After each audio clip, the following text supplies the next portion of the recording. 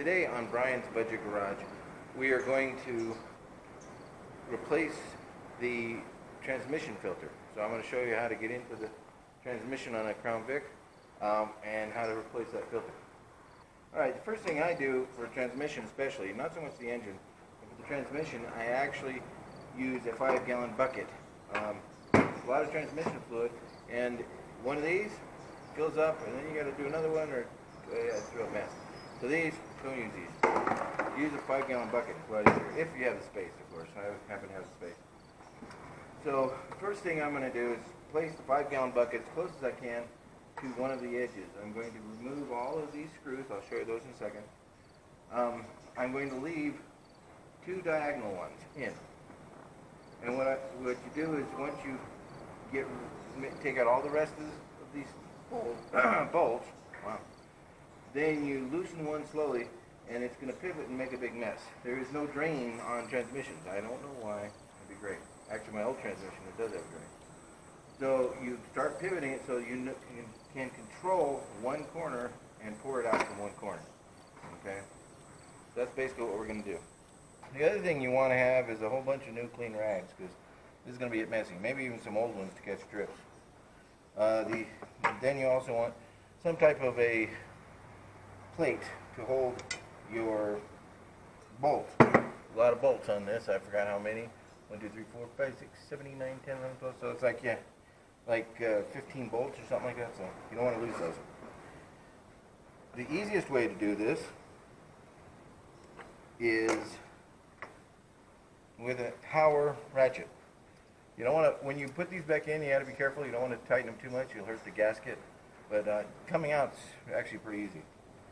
So we'll start by pulling out most of them, and it'll probably drip a little bit. And then, so again, I'm going to leave this one and this one diagonally. The rest of these are coming out.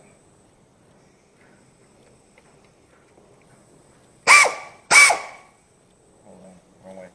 Gotta go the right way. There we go.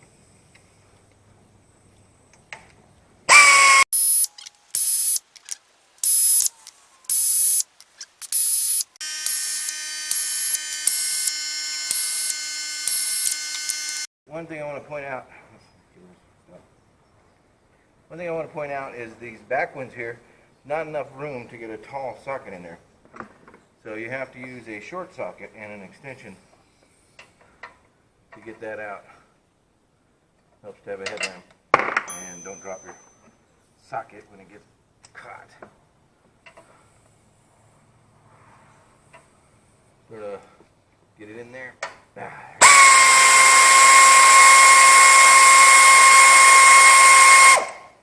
Those will be the last ones you put in too, because they're a pain. Okay? Now, pull that out. Next thing we need to do, move this guy.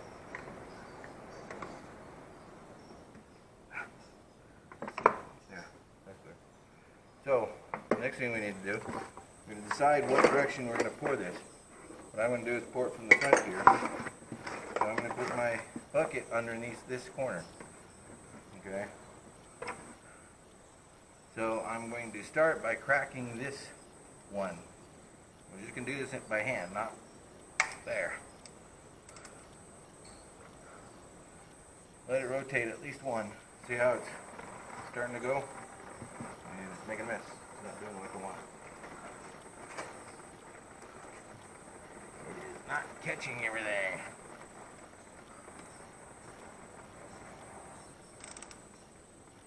Hold on. It's not catching like I wanted. This is always a mess. I've never figured out a real clean way to do it.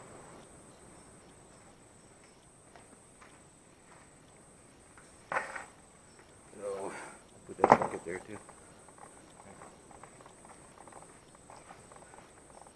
It's going to take a couple buckets, I guess, to control this mess. And I'm going to crack the other one too. What we need to do is get it to pivot so it pours out of this corner, not everywhere.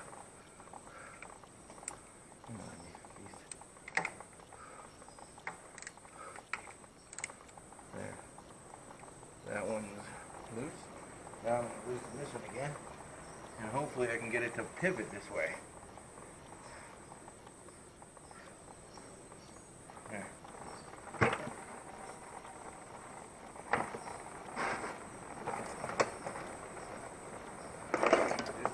catch it. There's no good way to do this. Never found a good way to pop that. It just makes a terrible mess all the time.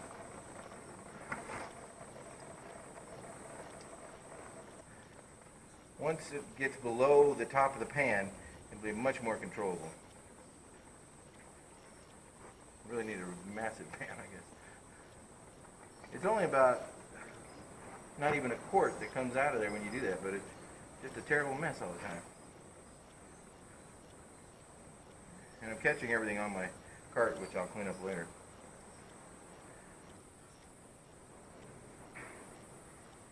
Okay.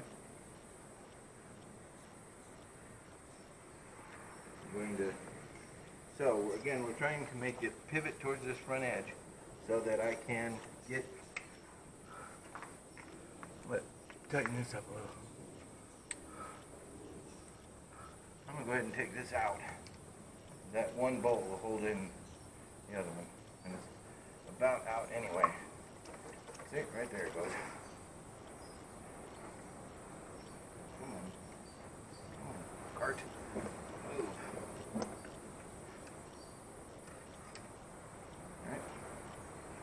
Alright. It's a mess. I guess all my tools are well oiled now. Alright, come on.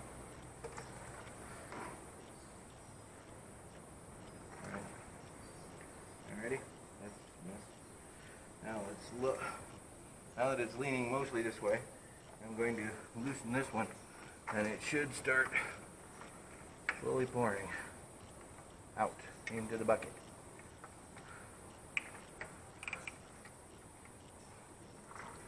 There we go. This time it's gone in the bucket.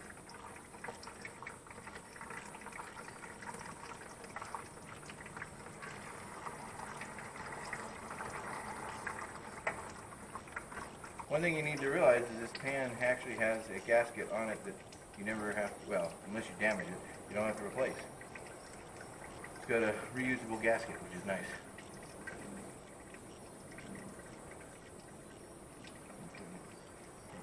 Hurry this up a little bit more.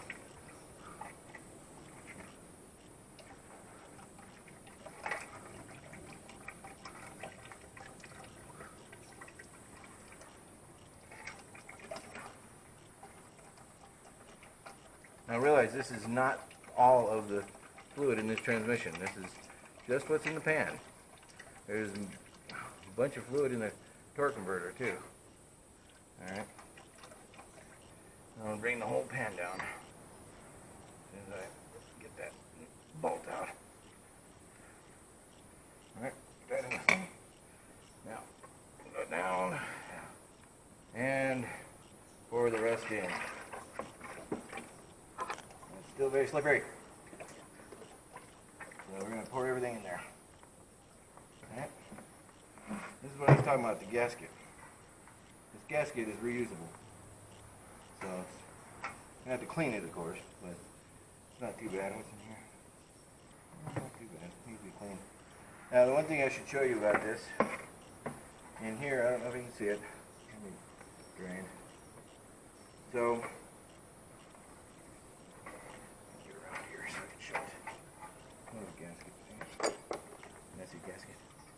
so there. This isn't too bad. There's a little bit of black stuff, but you don't want a lot of black stuff. So you can see the black stuff is a little bit. There's a lot of it. Your transmission's probably not in good shape. You've probably worn out all your clutches in there. So there's a little bit here and there. This is a used transmission, you know, it's not new. So that's not a big surprise. So next step, set that there, I'll clean that up later, is to remove the filter. The filter is really easy to get to. Once you remove that, the filter pops right out. This right here, which is real loose, gets stuck in, and you pull it down. And of course another amount of fluid comes out. So make sure this rubber gasket comes out, this little round rubber gasket. That is very important. Because you try to shove another one in there and there's a rubber gasket stuck up in there, that's not good. So this is your filter. Take this out, throw it away, and get a new one. I'll let that drain. It's making a mess right And then, of course, to put it back, you do exactly opposite. But you don't have fluid in there. So make sure you fill it up with the fluid. You don't want to run this on low on fluid. You'll ruin it. So when you realize there's about a gallon, so you need at least 4 quarts when you do this of fluid. While you're under here, just make sure everything looks okay. You don't see anything. Make sure you don't see any metal pieces, big chunks of metal inside your pan. It's a good time to inspect that. So you put a new filter on, you clean up the gasket, you clean up the pan, you screw it all back together, and not overly tight, but good and tight. So once it's good and tight, then you put fluid in and poof, you're done. So it's really not that hard to change your filter on one of these Crown Vics. Works pretty easily, and it doesn't really matter which year, as long as it's a fairly recent year. Anything past 92 or 3 or something like that. They all have the same basic AOD transmission, so of course there's little changes, but for the filter it's all about the same.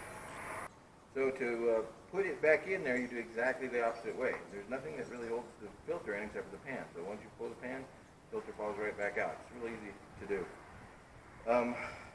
So hopefully this helps if you wish to replace your filter. There's other things that you can do. You can find online. You can actually remove one of the cooling lines for the transmission and pump as much fluid out as you want, so you can actually get a mostly fluid change. This is not a fluid change, just a transmission filter change.